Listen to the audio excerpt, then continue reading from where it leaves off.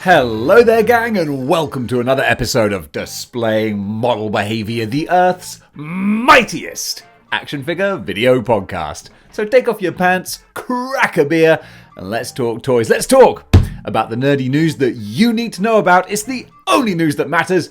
It's good news. And on today's show, Stephanie McMahon disappears, the God Butcher looks gory, and Scooby-Doo gets X-rated. But as you know here at Model Behaviour, action figures always come first. Or sometimes not at all. So let's talk about them. First off, starting with Marvel Legends, Dan Yin, that sneaky little scamp over on Twitter, has said, we promised you more Galactus Heralds, and guess what? We ain't done yet. So of course they just showed us Firelord and we were like, oh well, there you go, that was the one that we were expecting. But Dan Yun now is like, whoa, hold your jets, slow your horses and cool your roll. We got some more coming as well, so that is kind of exciting because a lot of people, myself included, were kind of sort of really hoping for a Terrax. Oh yeah, the big bad battle axe carrying bad boy of Galactus Heralds.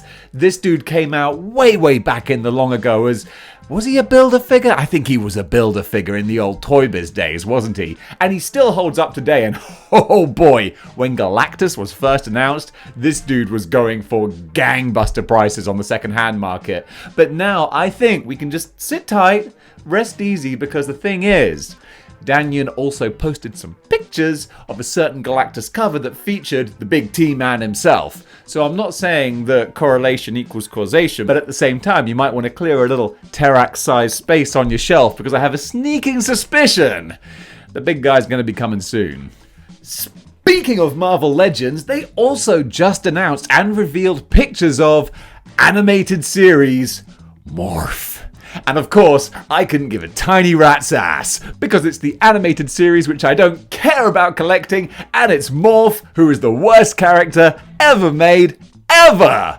Yeah, this dude was introduced just to be killed off, although not killed off, then sort of brought back, haha, he was alive all along, but now he's evil, and no less irritating. I'm sorry, I can't get over Morph. I swear I'm not going to get into another rant, but this guy, if I was an X-Man, I'd be like, oh Jesus, please Morph, just stop, just for 1 minute. Every time that they have flashbacks with Morph on the team, he's like, oh, look at me, I'm a cowboy, yeehaw, oh, and now I'm Elvis, oh yeah, oh, and now I'm like a southern lady, and freaking Wolverine is always like, oh, Morph, oh, you're so funny.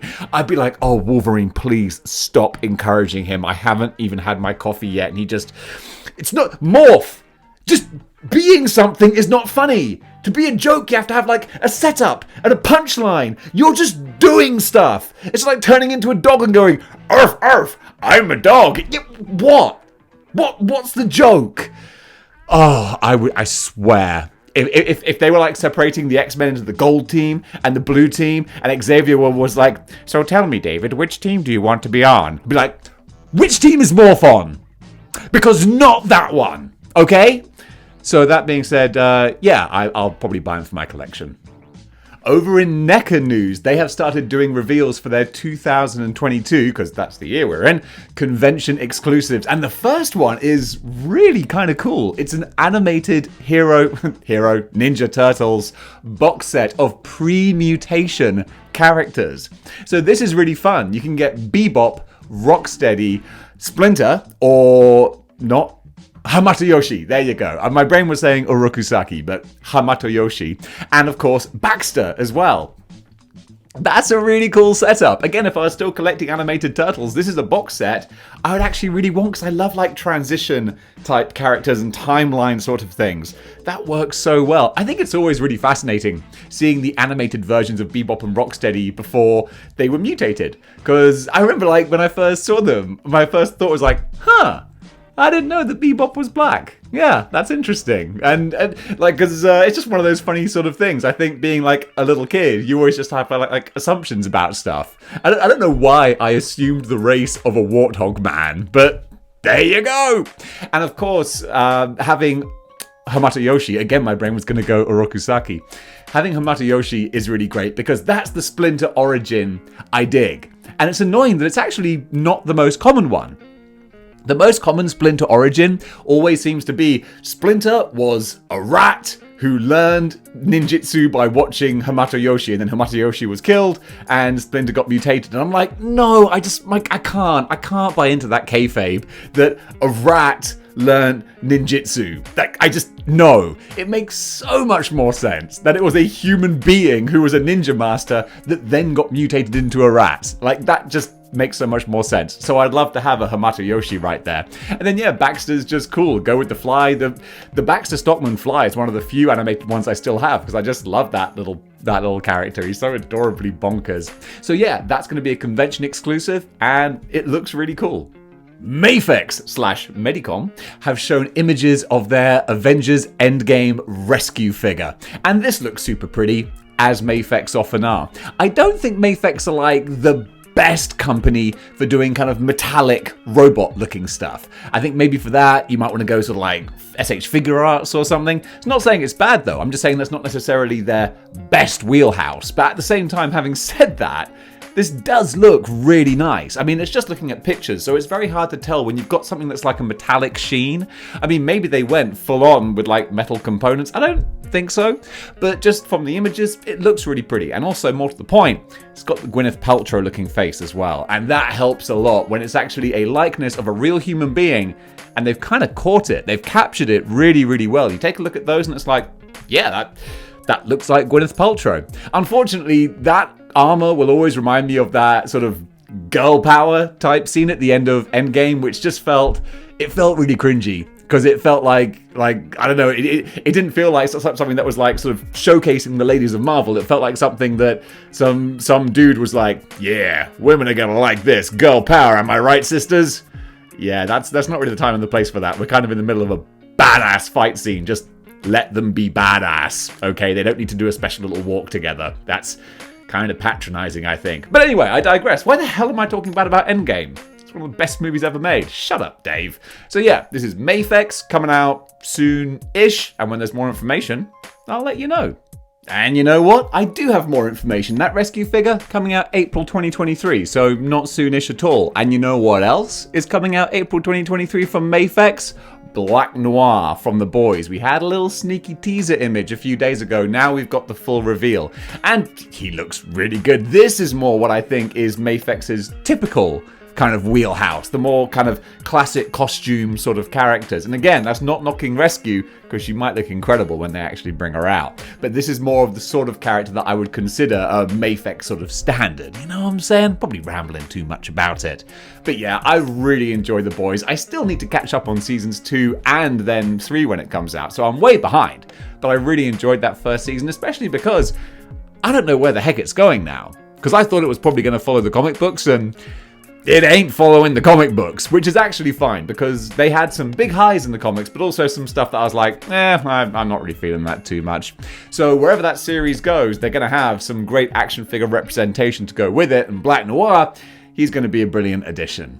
Hot Toys have shown more images of the Batman figure, and more specifically, they've shown changes that they've made to the original one to make it more accurate to the movie. And I guess this is probably a really good example of companies dealing with pre-release images and concept art and then making their stuff accordingly and then going, no, wait, that's actually not quite right. You know, unlike Hasbro, who just go, screw it, just ship it, it's fine, we'll just release it again later. You know, at least Hot Toys are like, let's hold up, let's actually change this and then put out one that's actually movie accurate. It's nice when companies do that. So this one has some slightly different faces, different hair, that just makes it more in line to what we saw on the big screen. And what we did see on the big screen was a pretty badass Batman. So looking at these pictures, yeah, this is going to be a very, very cool Hot Toy. Which is no surprise, really. It's a Hot Toy. By its very nature, it's pretty freaking cool.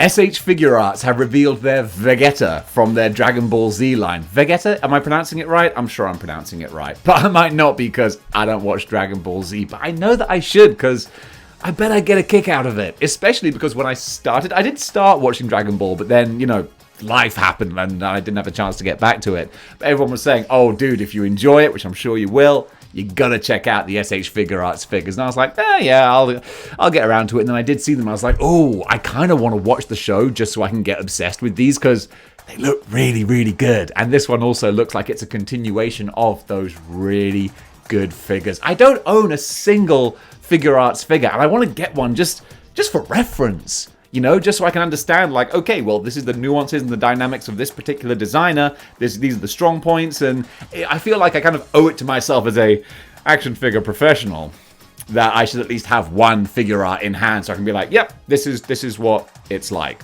I still wouldn't be able to tell you much about it. I'd be like, yeah, the legs articulate like that, and someone could say like, yeah, but what kind of hinge joint quotations do they have? I'd be like, I don't know. I just like it in my hand. It feels good. I'm not an expert in much. But guys, if you want this figure, he's coming out in Japan in November. Going to be going for about 6,500 yen, which equates to about $70. And then he should be coming over to the US via import a couple of months later. Now, this is a big one I've been looking forward to. Heat Boys Mecha TMNT figures. Oh yeah, just look at the promo images, or at least the concept art images. These have been doing the rounds of a few different toy fairs lately in kind of prototype form. So it's still very, very early stages, but I mean, come on. These mech TMNT characters, these look really, really, really freaking cool. I love that Ninja Turtles is a property that you can turn into anything and it will still maintain that instantly recognizable look of Turtles. As long as you got kind of the green, sort of the shell kind of shape and the different colors, your brain will instantly go, that's Ninja Turtles. Kind of like how Garfield can be turned into anything, but as long as your eyes see the orange, the stripes, the big eyes, it's like, yeah, that's Garfield. Same with TMNT. So from universal monsters to giant mechs, I just think these look wicked. There's just rumors at the moment they're probably going to be like about 9 inches tall. Apparently that's what this company kind of scales at, but that's just kind of spitballing at the moment because we don't know. But even though it's a cliche for me to say it all the time, I will absolutely give you more knowledge when I hear about it, because these are ones that, yeah, I'm going to be watching real closely because I could just imagine adding some big 4 mech TMNT characters to my shelves and yeah, they would look awesome. Tweet Ahead have shown images of Poison Ivy in statue form, and I just wanted to show this off. Why? Because it's Poison Ivy in statue form, and I kind of simp for Poison Ivy. Yeah, and this one definitely seems to do her justice. They got curves in all the right places. It's amazing what you can do with porcelain these days. So it looks kind of beautiful. She's got the whole Audrey 2 type snapping plants behind her. I think she's such a great gimmick. It's crazy that we haven't seen more of her in the live action movies. We had Uma Thurman in Batman and Robin, but like, that was a long time ago, and I would love to see a more modern, updated, live-action Poison Ivy with proper, like, animatronic or CGI. You know it would be CGI, but animatronics would be great. Carnivorous plants and all that sort of stuff. That would be so much fun. I think the statue looks awesome. Going for $400, which actually, as far as statues go, it's not crazy. It's amazing when you're like, $400, that ain't nothing. But in the grand wide world of statues, that's reasonable. And she's going to be coming out in the first quarter of next year. So if you want to put Poison Ivy on your shelf, then you can start saving your pennies now. Speaking of statues, Premium Collectibles are showing off their Street Fighter Elena statue. And I'm a big fan of Elena from playing Street Fighter 3 way back in the day, in the long ago. And I remember not really liking Street Fighter 3 that much because I had all these new different characters and I'm like, where are all the guys that I like? Where are all my favorites? And someone should have tapped me on the shoulder and gone like, don't worry, Dave.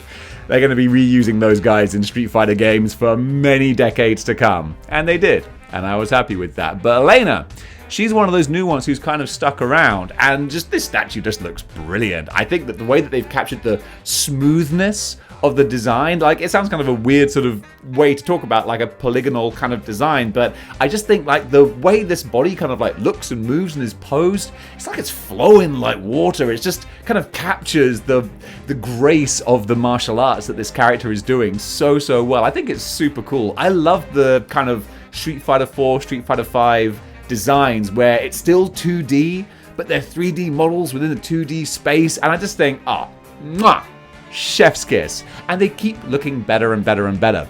we've just had a teaser trailer for Street Fighter 6, which looks like it's going in a more realistic kind of approach, and I'm down for that. I want to see different art styles and whatnot, but in the meantime, it could be in the meantime and at the meantime if you want. I'm not going to pick you up on semantics. You can enjoy this figure, which totally encapsulates that classic Street Fighter 4/5 kind of era of animation and art style, and yeah, I think she looks beautiful. But unlike Poison Ivy, you're going to have to win a few more matches and earn a few extra bucks in order to afford this one, because she's going to be going for about $655. So, yeah, a little more expensive, but at the same time, you can really see where that money's going. And now we got the Andre the Giant figure from Super 7. And this guy, he looked like Andre the Giant from WrestleMania 3 Hulk Hogan. That's my Andre the Giant. And this is Super 7's Andre the Giant in his classic Butcher's wrestling singlet from that WrestleMania 3 kind of era. And I think they've captured him really, really well. Andre, it's funny, there's actually a Reddit thread that's called something like Andre the Giant, hot or not? Because in his youth, he was actually quite a suave, dapper-looking gent. But honestly, by the time WrestleMania 3 came around, he was looking pretty terrifying. And they've got that kind of terrifying giant kind of look down brilliantly. So this figure's going to be retailing for about $55. That's the standard Super 7 kind of like deluxe sort of figure price there. He's going to be out the first quarter, again, it's all first quarter of next year once again. So if you're getting your Andre the Giant collection, this actually looks like sort of the best one that I would want to go for out of all the different ones they've done, and they have done plenty. This is like my Andre the Giant from when I started watching. Actually, when I first started watching, he was on crutches, bless his heart, and his career in the ring was kind of done. It's like WrestleMania 7 I started watching. But his last great run was in this gear, and I think they captured it really well. Boss Fight Studios have shown an image of their new Court of the Dead action figure. This is Gethsamene and Kia. I remember being able to pronounce the word Gethsemane really well because it's a biblical term, and being raised Irish Catholic, I was exposed to this all the time. It's the Garden of Gethsemane. I just botched it there. But I can't remember what that's in relation to. I don't know what happened in the Garden of Gethsemane. Was that where Jesus was betrayed? Regardless. This is a nice looking action figure. I don't know much about this line, but I do like the kind of medieval sword and sorcery kind of vibe they've got going on with it. Great for your Mythic Legions collectors or anyone else who has that kind of Bloodborne sort of aesthetic on your shelf. She looks really pretty. I mean, like pretty in a scary kind of way. Scary pretty? Pretty scary. But if you wanna, you're going to be able to add it to your collection pretty soon. Now in news that should be exciting, but I don't know how to feel about, is that Playmates have announced a new set of 2-packs with Street Fighter versus Ninja Turtles. Like that is really cool. If you told me it was just 2-pack Street Fighter versus Ninja Turtles, I'm like, yeah, okay, this sounds pretty wicked. But you tell me it's Playmates, and I'm like, wait a minute, are those the guys who did the Cobra Kai Ninja Turtles mashups? Ooh, they didn't look great. Okay, let's take a look at these. And now I'm looking at them, I'm like, okay, these look okay. It's really hard. I mean, help me out here, guys. What do you think? I really like the kind of gritty, ugly versions of the Turtles they've done. Like, these look straight out of the Eastman and Laird type Ninja Turtles comics from the 80s. Like these, so that's kind of cool. But at the same time, I don't know, it just... The aesthetic, I like the grim griminess, but also, I don't know, it looks a little cheap to my eye. I'm not sure. The Street Fighter characters, like, they look okay, but again, like, it doesn't look high end. It looks like more of a budget item, and maybe it is, but I feel like if I would love some good 6-inch Street Fighter characters that won't cost me the earth from Storm Collectibles. That's the thing, I'd love the Storm Collectibles ones, but if you want to go back into that back catalogue, you're talking hundreds of pounds. So no, a new line would be great, but these ones, I don't know if they're quite going to hit that sweet spot, but they are going to bring out 4 sets in total, so let me rattle off what these are going to be. So first of all, we're going to get Ryu and Leonardo, along with Chun-Li and Michelangelo. And then after that first wave, we're going to get a second wave with Guile versus Raphael and Ken versus Donatello. So I'll be interested to see how these look in hand, because photos don't always do things justice. But then again, the Turtles versus Cobra Kai ones, I saw those in hand and I was like, yeah, no. So hopefully these might turn things around a little bit, because I'm always happy to give different creators another chance. So we'll see what these look like when they hit shelves. Super 7 have revealed their Ultimates Slayer Show No Mercy Minotaur figure. I managed to commit all those words to memory and get them out in the correct order without checking my notes. So this is a figure based off of the Slayer album cover for the album Show No Mercy. I'm not a big metalhead, so I don't have too much familiarity with this, but I mean, it looks kind of cool. It looks like one of those total sort of, Hail Satan type.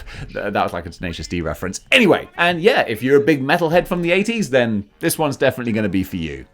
For all you Mortal Kombat fans out there, myself included, finally, Kintaro seems to be coming out from Storm Collectibles. We're getting images from over in Hong Kong, where they tend to come out first. I guess that's where they're all produced. And we're seeing little pictures of comparisons with him and Goro, and it looks very promising. I've been looking forward to Kintaro for ages because I love the Goro, and Kintaro is just more so. It's like, well, what if you took that, then you added like more armor and cat features and just really interesting stuff. And what's exciting for this also, it looks like they've done some changes to the sculpt and the design as well, because there are some images of like the hips, that looks like the hips are better put together, the joints there, the hips don't lie, and it looks like they're going to be a better fit for the character with less air in the gaps, which is nice. What I really hope is that they flatten off the feet, because that's one big problem with Goro. I've got him sitting in Shang Tsung's, not Shang Tsung, no, not Kintaro, Shao Kahn. There you go. Jeez Louise. I've got him sitting in Shao Kahn's throne because Goro's feet are kind of like rounded. And it's like, what, how are you supposed to stand him up like that? So hopefully Kintaro is a lot easier to stand. That would be a big bonus there, Storm Collectibles. I hope you did that one. But still, he looks really great coming forward. So he's been on pre-order for like a year now. So with a little luck, fingers crossed, he'll be hitting Western shelves very soon. Speaking of hitting shelves soon, Neca have shown more images of their D&D action figures. Now these are super fun because they're based on like 80s toy designs from a D&D Dungeons and Dragons, for those of you not in the know, just in case, I don't want to assume knowledge, pronouns pal. So Dungeons and Dragons toy line from the 80s, these designs are taken straight from them and reinterpreted into this modern style, and you can totally tell just looking at them. Just if you want an 80s nostalgia bomb, like these look like modern versions of what we would have been playing with after school while watching Thundercats and all sorts of other things. I really dig the look of them because even though they're kind of goofy, like a little bit silly because of their super retro design, but they still will fit in with your Mythic Legions and other types of characters. They'll just like stand out slightly in kind of a fun sort of way as like, I don't know what battalion these guys belong to, but I bet they know how to party. And I kind of love that. So we don't have a specific release date for them yet, but I'm going to watch very closely because from the promo images we've seen, I'm going to be on board with these guys.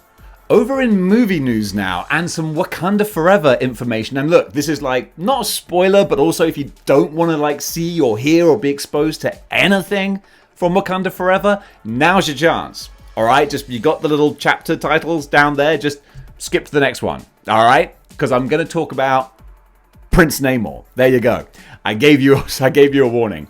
This is like the most nothing news anyway, but I wanted to be careful.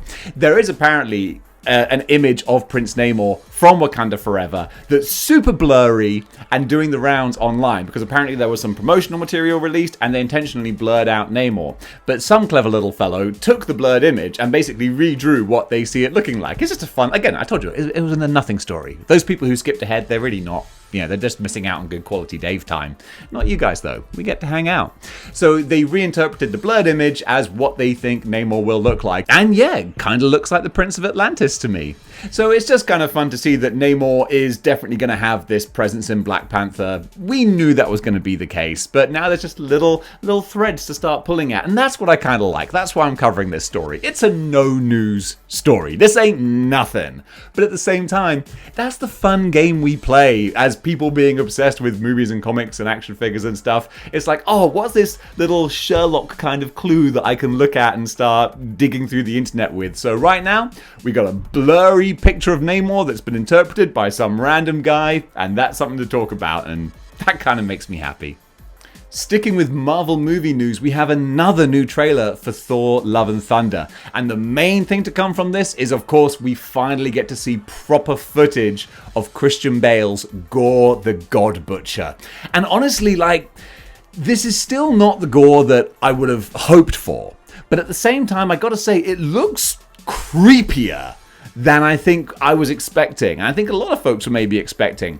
This film might struggle, I don't know, because it's got such a goofy tone to it, but then I feel like Christian Bale's Gore might be like a character from a different film that has somehow dropped into this nonsense. So I'm not sure how it's going to play, but you know Christian Bale is always like, the actor's actor.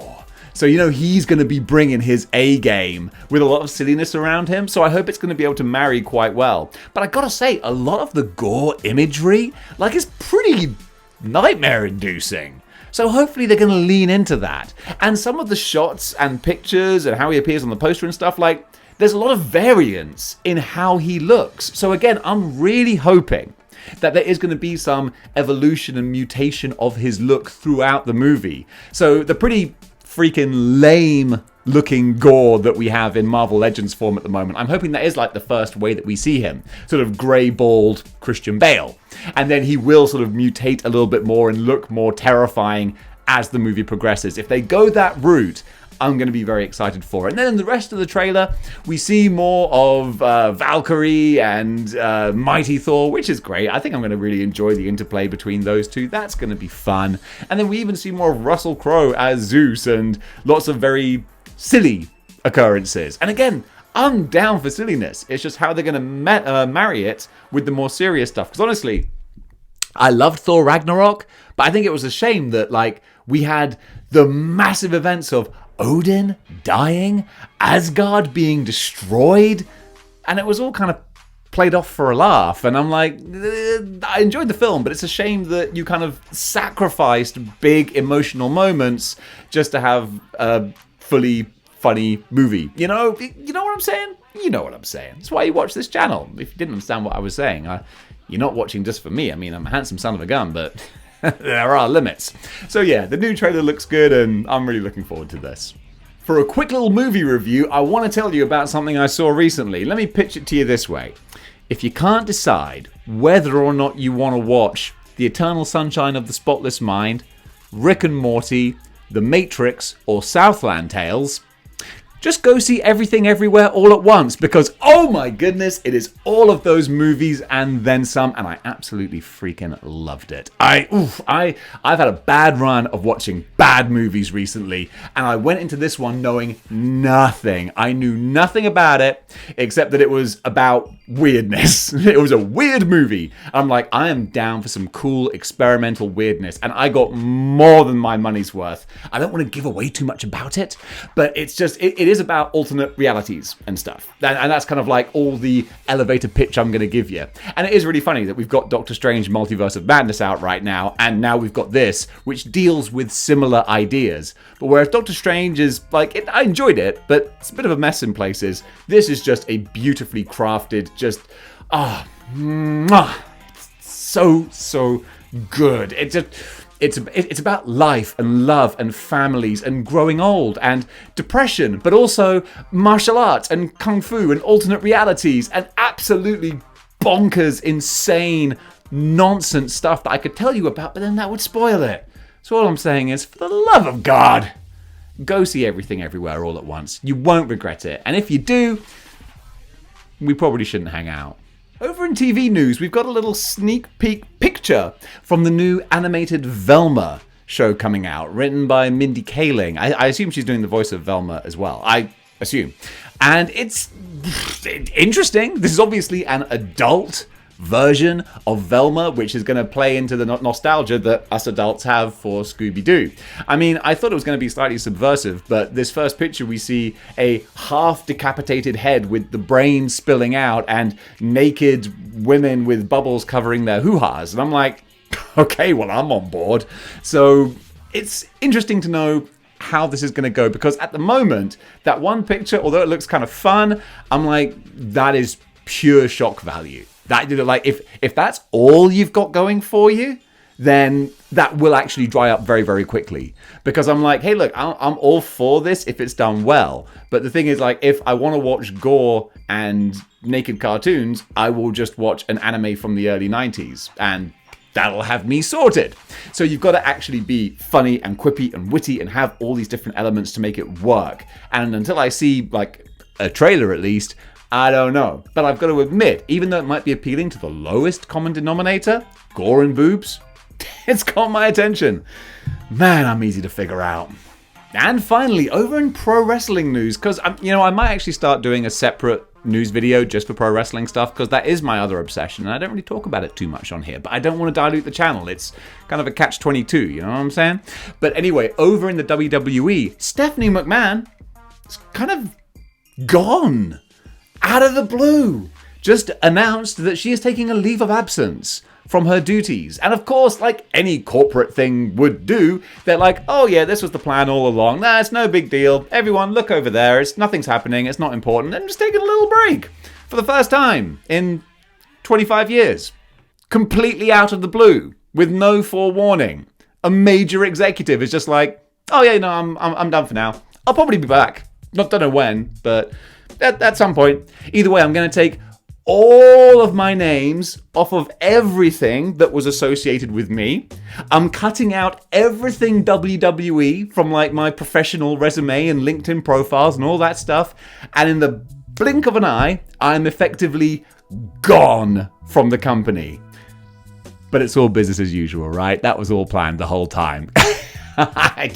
Forgive me for being a little bit skeptical. So this is just really interesting. So I want to see, again, that's the only thing that like interests me about WWE is the behind the scenes things. Like if that was just a documentary about all of that, oh, I would be glued, because it's all a bunch of corporate scumbags trying to diddle each other over, and it's just so fascinating.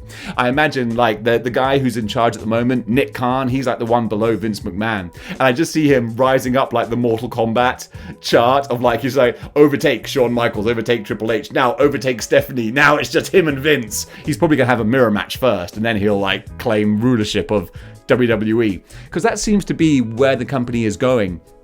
All the rumors is that it is going to be sold at some point to some multimedia giant like an Apple or a Disney or a Paramount or a Netflix or something like that.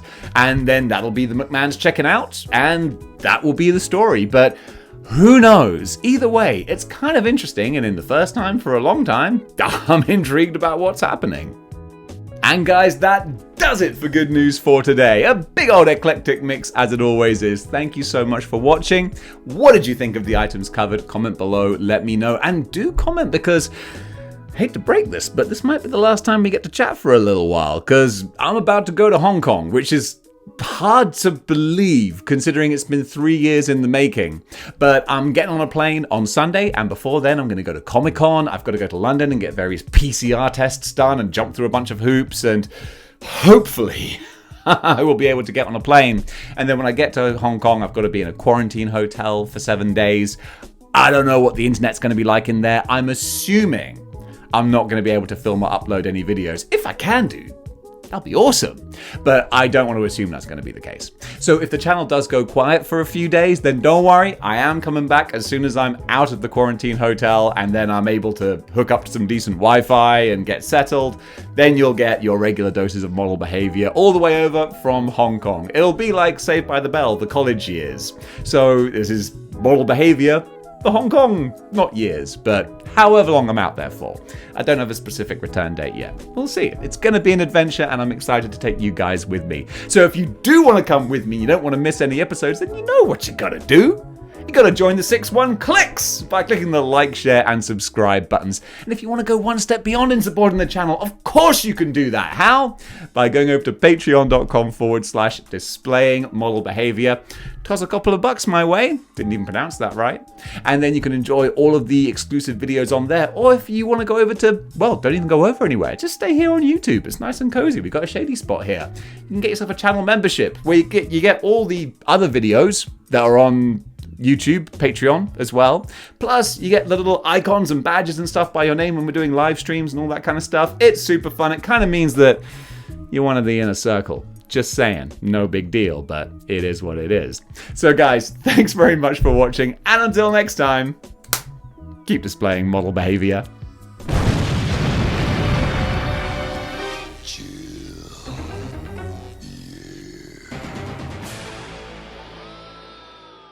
We ain't done yet.